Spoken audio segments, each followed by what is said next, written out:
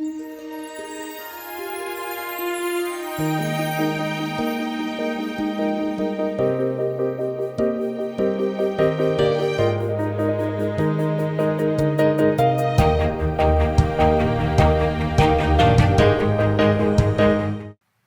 విధేయత చూపుతూ దేవుణ్ణే దృష్టిలో పెట్టుకొని, ఇదిగో దేవుడు ఇది చెప్తున్నాడు, ఇది చేయాలి, దేవుడు ఇది వద్దంటున్నాడు, దీన్ని మానేయాలి అని ప్రతి దానిలో కూడా అలా పరిశీలించుకుంటా ముందుకు సాగే వాళ్ళు ఎవరైనా సరే వాళ్ళ మీద దేవుడు ప్రత్యేకమైన దృష్టి నిలుపుతాడు. ప్రపంచంలో ఉన్న మనుషులందరినీ దేవుడు గమనిస్తాడు, కానీ కొంతమంది మీద ఆయన ప్రత్యేకంగా దృష్టి నిలుపుతాడని బైబిల్లో ఉంది. ఆ దృష్టి నిలిపేటువంటి ఆ కొంతమందిలో నువ్వు ఉంటావు. ప్రత్యేక దృష్టి నిలిపాడు అంటే ప్రత్యేకంగానే ఆ వ్యక్తిని డీల్ చేస్తాడని అర్థం. ఇశ్రాయేల్లో చాలామంది వ్యక్తులు ఉన్నారు, కానీ దావీదు మీద స్పెషల్గా దృష్టి నిలిపాడు. ఆ యెషయి అనేవాడికి, అంటే దావీదు తండ్రికి, 8 కుమారులను రాస్తుంది. సరే 7 అనుకుందాం. 7లో ఆ దావీదుని తీస్తే 6 ఉన్నారుగా, ఆడపిల్లలు గాక. కానీ వాళ్ళెవ్వరి మీదకి ఆయన దృష్టి పోలా. దావీదే ఆకర్షించాడు దేవుని దృష్టిని. ఎందుకు, ఎలా ఆకర్షించబడతాడు దేవుడు, ఎలా ఆకర్షించాడు దావీదు దేవుని దృష్టిని అంటే సింపుల్గా ఒక్కటే మాటలో చెప్పాలంటే దావీదు దేవుణ్ణి ప్రేమించాడు. దావీదుకి అన్నిటికంటే అందరికంటే దేవుడు అంటే ఇష్టం. మన భాషలో చెప్పాలంటే సింపుల్గా దేవుడి పిచ్చోడు. చిన్నతనం నుంచి దేవుడి పిచ్చే. దేవుడిని ఎవరు ప్రేమిస్తారో, దేవుడి గురించి ఎవరు ఆలోచిస్తూ ఉంటారో, దేవుడు సంతోషించే విధంగా ప్రవర్తించాలని ప్రతి అడుగులోనూ ఎవరు పరిశీలించుకుంటారో వాళ్ళు దేవుణ్ణి ఆకర్షిస్తూ ఉంటారు. ఎందుకయ్యా వాళ్ళకి ఆకర్షించబడుతున్నావు నువ్వు అంటే, వాడు నన్ను ప్రేమిస్తున్నాడు రా, వాడికి నేనంటే పిచ్చి, ఆమెకి నేనంటే చాలా ఇష్టం. నన్ను ప్రేమించే వారిని నేను కనిపెడతాను. నా దగ్గరికి వచ్చిన వాళ్ళందరూ ఒకే పరిధిలో నన్ను ప్రేమించరు. కొంతమంది 90% నన్ను ప్రేమిస్తారు, కొంతమంది 70% ప్రేమిస్తారు, కొంతమంది 50% ప్రేమిస్తారు, కొంతమంది 25%, కొంతమంది మరి 10% ప్రేమిస్తారు. కొంతమంది అయితే మరీ దారుణం, యూజ్ అండ్ త్రో. సమస్యలు ఉన్నాయా, అవసరాలు ఉన్నాయా అంటే దేవుడి కాళ్ళు పట్టుకుందాం, తీరినాయా బై బై చెప్దాం అనే టైప్. ఎవరు సైకాలజీ ఏంటో నాకు తెలుసు. కాబట్టి ఎక్కువగా నన్ను ప్రేమించే వాళ్ళు నన్ను ఆకర్షిస్తారు. దానియేలు అంటే దేవుడికి ఇష్టం. ఎందుకు దానియేలు అంటే దేవుడికి ఇష్టం అంటే దానియేలుకు దేవుడు అంటే ఇష్టం. ఏబంటే దేవుడికి ఇష్టం. ఎందుకు ఏబంటే దేవుడికి ఇష్టం అంటే ఏబుకు దేవుడు అంటే పిచ్చి. సమస్తం ఈటుపుచ్చినా సరే ఒక మాట మాట్లాడాల. తిట్టమని చెప్పిన వాళ్ళని తిట్టు పంపించాడు. అన్ని మేళ్ళు అనుభవించాను, ఒక కీడు అనుభవించతా కదా కానీ ఆయనకే స్తోత్రం అన్నాడు. ఎందుకు ఈ భక్తులంటే ఆయనకి ఇష్టం? యోసేపు అంటే ఎందుకు దేవునికి ఇష్టం అంటే యోసేపుకు దేవుడు అంటే ఇష్టం. ఇప్పుడు మీలో కొంతమంది అంటే దేవుడికి ఇష్టం. ఎందుకు మీరంటే దేవునికి ఇష్టం అంటే ఆయనంటే మీకు ఇష్టం కాబట్టి. మీకు ఆయన ప్రపంచం. ఎక్కడ కూర్చున్నా, ఏళ్ళు లేచినా, ఒక రోజు పొద్దు పొడిచి తెల్లారిందంటే ఇక మైండ్ అంతా ఆయన గురించి ఆలోచన. నైట్ పడక మీదకి వెళ్ళి పండుకొని కూడా ఆయన గురించి ఆలోచించే వాళ్ళు ఉన్నారు. అరే నా ఇల్లు, నా సంసారం, నా కుటుంబం, నా బాధలు సాధలు కాదు, అవన్నీ ఆయన చూసుకుంటాడు. ఇచ్చినవాడు నమ్మదగినవాడు. దేవుడు ఎవడరా అనే నాస్తికుడిని కూడా దేవుడు అన్నం పెట్టి బతికిస్తున్నాడు. దేవుడి పిచ్చిలో ఉన్న నాకు న్యాయం చేయడా? అది వాటి గురించి నేను ఆలోచించి కంగారు పడాల్సిందేం లేదు. తగిన కాలమందు అన్ని సమస్యలను నా తండ్రి ఆయనే పరిష్కరిస్తాడు. నేను వాటి గురించి కలవరపడాల్సిన అవసరమే లేదు అని ఆయన కార్యాలను గురించి, ఆయన తలంపుల్లో, ఆయన ఆలోచనల్లో మీరు ఎంతమంది అట్లా ఆలోచిస్తారండి? నైట్ పండుకొని పడకెక్కి కూడా దేవుని గురించి ఆలోచించే వాళ్ళు ఎంతమంది ఉన్నారు? చేతులు ఎత్తండి. అబద్ధాలు ఆడుకొని చేతులు ఎత్తండి. చేతులు అటు కదిలించండి. బా నిజమా? నిజమేనా? 100% నిజమా? నేను ఒప్పుకుంటా. ఎందుకంటే మీకు ఇష్టం నాకు తెలుసు. నేను కాసేపు రాత్రి వాక్యం చెప్పి ఆ 3ంటికి వెళ్ళి అడ్డం పడ్డా. మీలో కొంతమంది ఎక్కడే కూర్చొని ప్రార్థన చేసుకున్న వాళ్ళు ఉన్నారు. దేవుని సన్నిధిలో దోమలు కొడుతున్నా సరే ఎక్కడే పడిగాపులు కాసుకున్నారు. ఎంతంత దూరాల నుంచో వచ్చి ఇష్టం, ఆయన గురించి ఆశ. మరి ఇంతగా ప్రేమించి మిమ్మల్ని వదిలిపెడతాడా? నేను అంటున్నాను స్పష్టంగా, తప్పకుండా ఆయన మిమ్మల్ని దృష్టిస్తాడు. దేవుణ్ణి ఎవరు ఆకర్షిస్తారు? మీరు చెప్పండి. ఇప్పుడు అదా చెప్పాగా, దేవుణ్ణి ఎవరు ఆకర్షిస్తారు? పెద్దగా శబాష్, బాగా తీసుకున్నారు ఆ మాట. ఆయన్ని ప్రేమించేవాళ్ళు. యేసయ్యను ప్రేమించాలండి. యేసయ్యతో మనం లవ్లో పడాలి. చెత్త ఎదవులతో కాదు, చెత్త మనుషులతో కాదు. ఎవరితో? యేసయ్యతో ప్రేమలో పడాలి. పరిశుద్ధాత్మను పొందిన వాళ్ళు, అలా యేసయ్యతో అనురాగాన్ని ఏర్పరచుకున్న వాళ్ళు పురుషులు ఉన్నారు, స్త్రీలు ఉన్నారు. ఇక వాళ్ళు ఎక్కడ కూర్చున్నా ఏం చేసినా సరే ఎట్లా ఉంటుందో తెలుసా? వాళ్ళ వ్యవహారం అంతా గుణవతి అయిన భార్య లాగుంటుంది. గుణవతి అయిన భార్య దొరకుట అరుదు, అట్టిది ముత్యముల కన్నా అమూల్యమైనది అన్నాడు వాక్యంలో. ఆమె గురించి ఏం రాశాడో తెలుసా? ఆమె అన్ని విషయాల్లో తన పెనిమిటికి లాభాన్ని కలిగించడానికే ఆలోచించిందంట. ఆమె పెనిమిటి లాభప్రాప్తికి వెలితి కలగదు అని రాశాడు సామెతలు 31లో. అట్లాగున్న దేవుణ్ణి ప్రేమించేటువంటి వ్యక్తుల మనసు ఎక్కడున్నా ఏం చేస్తున్నా సరే దేవుని గూర్చిన ఆలోచనలు, దేవుని కార్యాలను గూర్చిన తలంపులతో నిండిపోతారు. దేవుణ్ణి స్తుతించుకుంటూ ఉంటారు, దేవుణ్ణి పాడుకుంటూ ఉంటారు. కొంతమంది మిరపచేలో పనులకి వెళ్తారా? ఆ పనులకి వెళ్ళిన దగ్గర కూడా ఆయన పాటలే పాడుతూ ఉంటారు. ఇప్పుడు వాక్యం వింటారా? ఆ పొలాల్లో పనులు చేసుకుంటున్నప్పుడు ఆ వాక్యాలే చెబుతుంటారు పక్కన వాళ్ళకి. కొంతమంది అడుగుతారు, ఎప్పుడు ఇక నీకు అదే పిచ్చా? నీ రెండో పిచ్చి ఉండదా అంటే, అది ఎక్కాల్సిన పిచ్చే ఈ పిచ్చి, పట్టాల్సిన పిచ్చే ఈ పిచ్చి, ఇక మిగిలిన పిచ్చులన్నీ నాశనం చేసే పిచ్చులు. కానీ దేవుణ్ణి ప్రేమించే మనసు ఉంది చూడు, దేవుడి ప్రేమించే పిచ్చి ఉంది చూడు, సూపరు. అది కావాలి మనకి. ఆ మైండే రావాలి. వాడు ధన్యుడు, ఆమె ధన్యురాలు, అతడు ధన్యుడు. రాత్రి ఈ విషయాలన్నీ మనం మాట్లాడుకున్నాం. మళ్ళీ ఒకసారి ఎందుకు గుర్తు చేశానంటే మ్యాటర్ సీరియస్ కాబట్టి చెప్పా. ఏముంది ఇందులో పెద్ద మరం ఏముందంటే నేను మరం అని చెప్పాను. అయింది సింపుల్. దేవుని ప్రేమించి అంటున్నాను, దేవుని ప్రపంచంలోకి వెళ్ళిపో అంటున్నాను. ఇంకా ఎవరు ఆకర్షిస్తారో తెలుసా దేవుణ్ణి ప్రేమించేవాళ్ళు? రెండోది దేవుణ్ణి ఆరాధించేవాళ్ళు, ఆరాధకులు. ఆరాధకులు అంటే భలే ఇష్టం ఆయనకి. మీరు గమనించి చూడండి, ప్రపంచ ప్రఖ్యాతిగాంచిన సేవకుల్లో కానీ, మన ఆంధ్రప్రదేశ్లో వాడబడ్డ సేవకులు కానీ మీరు గమనించండి వాళ్ళ చరిత్ర. ఆఖరికి భక్త సింగ్ గారితో సహా, భక్త సింగ్ గారు కానీ, డిజిఎస్ దినకరన్ గారు కానీ ఒక అద్భుతమైనటువంటి రీతిలో అనేక ఆత్మల్ని ప్రభావితం చేసి అనేక మందిని రక్షణలో నడిపించినటువంటి భక్తులు. దేవదాస్ అయ్య గారు కానీ, ముంగమూరి దేవదాసు గారు, అలాగే ప్రభునందు మరి ఆగస్టు 8న నిద్రించినటువంటి దైవజనులు ఏసన్న గారు కానీ, ఇంకా కొంతమంది దైవజనులు.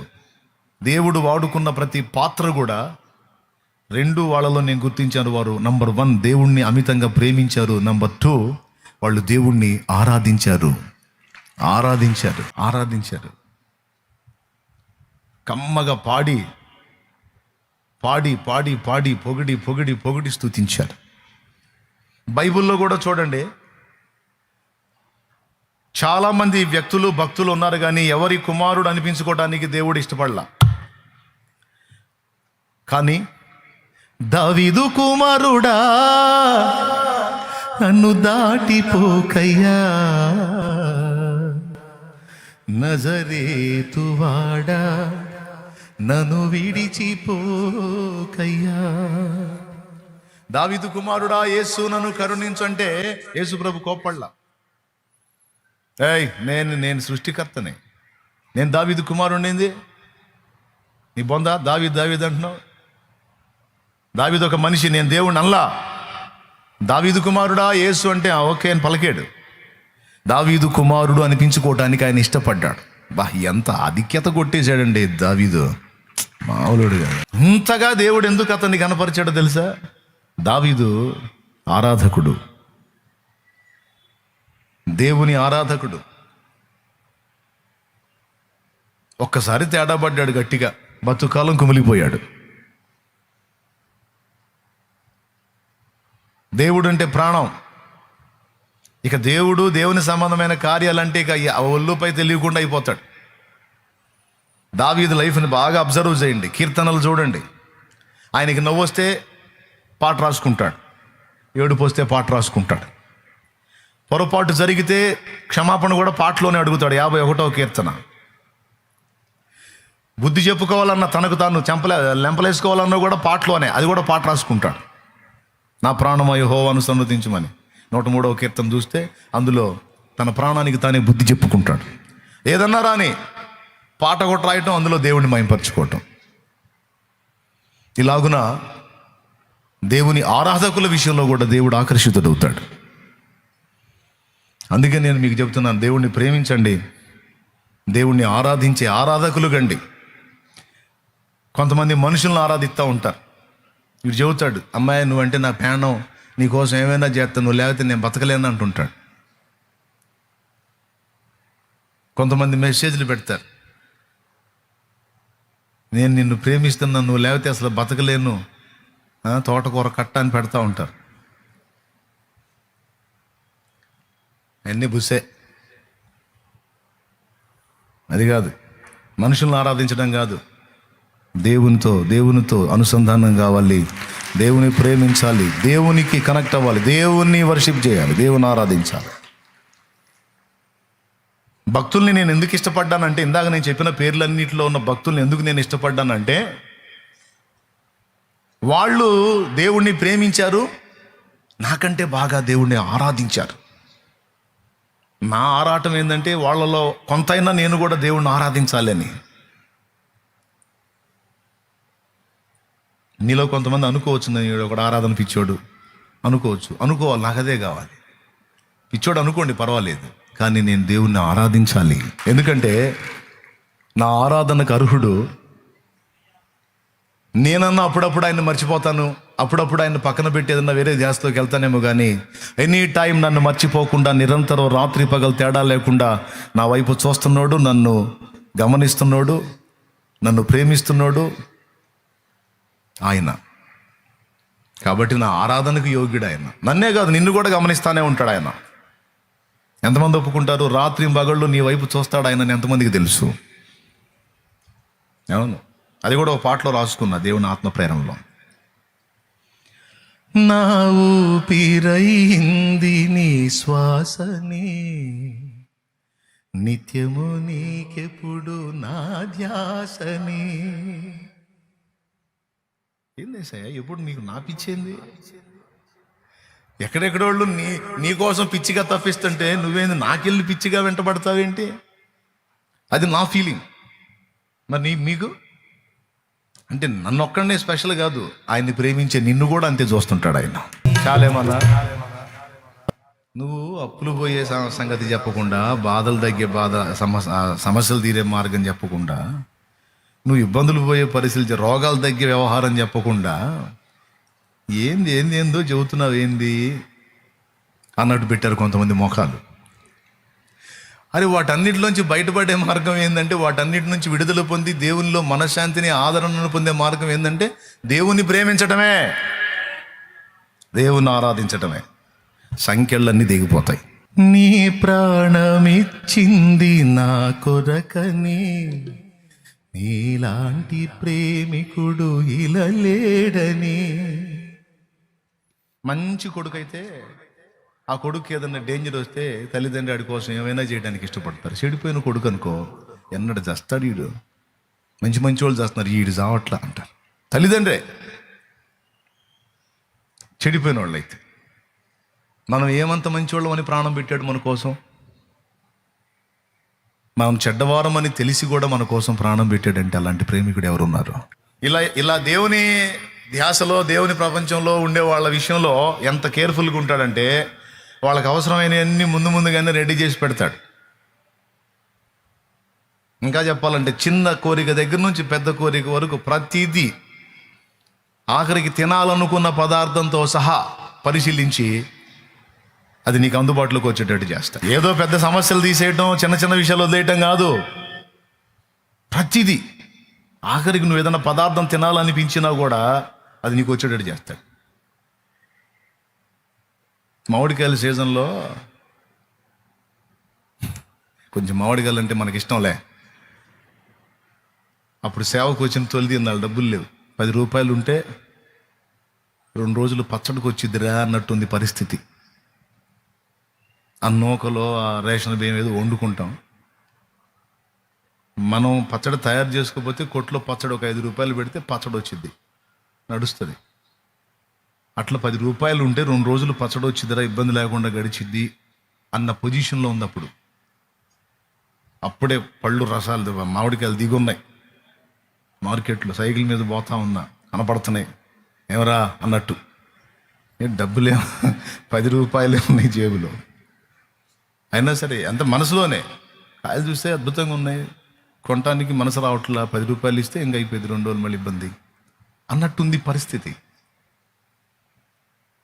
సరేలే డబ్బులు వచ్చినప్పుడు తిందాంలే, ఇప్పుడు దేవుడు ఇవ్వలేదు అంతే అనుకుంటే ఏదో పాడుకుంటూ వెళ్ళిపోయా. అయిపోయింది ఆ రోజు, పూర్తిగా అయిపోలా. సాయంత్రం అయింది. నా మనసులో నేను అనుకున్న ఆలోచన తల్లిదండ్రులకు తెలియదు, భార్యకి తెలియదు, నాతో ఉన్న బిడ్డలకి తెలియదు, ఎవరికి తెలియదు. ఈ లోపల నేను ఆ పండుగలు చూసి ఆశించింది ఆయన చూశాడు. ఏందిరా మామిడికాయ తింటావా, సరిపో అని ఒక అన్యురాలతో మాట్లాడాడు. ఒక అన్యురాలతో. ఆ అన్యురాలు మన సహవాసానికి వచ్చేటువంటి ఒక సోదరికి ఒక పెద్ద కవర్ నిండా, పెద్ద కవర్ ఇంత ఉంది కవరు. ఆ కవర్ నిండా నేను బండి మీద చూసిన కాయలు, ఈ సైజు కాయలు ఎంత ఉందో ఒక్కొక్క కాయ. మామిడి పండు అండి, మామిడి పండు ఒక్కొక్కటి ఎంత ఉంది, 5 పెద్ద పండ్లు 5. ఆ కవర్ నిండా వచ్చేసినాయి 5. నువ్వేదో చెబుతుంటావుగా అప్పుడప్పుడు మా పాస్టర్ గారని, ఇది తీసుకెళ్ళి ఆయనకి అని పంపించింది. ఆ రోజే ఇప్పుడు మీరు చెప్పండి, కాయలు తినటం సంగతి ఏమో కానీ ఆ కాయలు చూసి ఏడుపు వచ్చింది. ఏమయ్యా, మనసులో అనుకున్న దాన్ని కూడా వదిలిపెట్టవా? అచ్చంగా నా మీదే వేసావేంది కెమెరా? అది ఎట్లా తెలుస్తాయిదేవా నీకు? పొద్దుకూకు నాకెళ్ళే పెడతావా నీ మైండ్ అంతా? అరే నేను రోడ్డు మీద పోతా అనుకున్నది నీకెట్ట తెలిసింది? అసలు అంత దృష్టి ఎట్ట పెట్టావు? నీకేం పనులు లేవా? ఇంత ప్రపంచాన్ని నడిపించాలి, ఎంత బిజీ నువ్వు? అసలు ఇంత బిజీలో నన్ను ఎట్ట కనిపెడతావా నువ్వు? ఒకసారి కనిపెట్టేటివేంది, ఆనాటి నుంచి ఈనాటి వరకు ప్రతిరోజు, ప్రతి గంట, ప్రతి నిమిషం, ప్రతి సెకండ్, ప్రతి గడియ కనిపెడతానే ఉన్నాడు నిన్ను, నన్ను. ఎంతమంది ఒప్పుకుంటారు? దేవునికి అది సాధ్యమైంది.